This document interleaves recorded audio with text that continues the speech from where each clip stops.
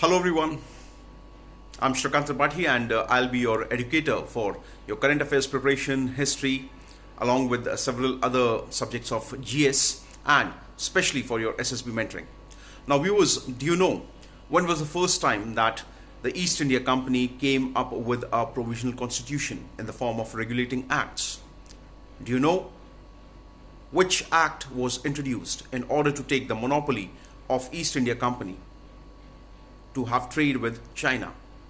Also, do you know when was the provision of separate electorates was introduced for Muslims and later on extended for Sikhs, Christians, etc.?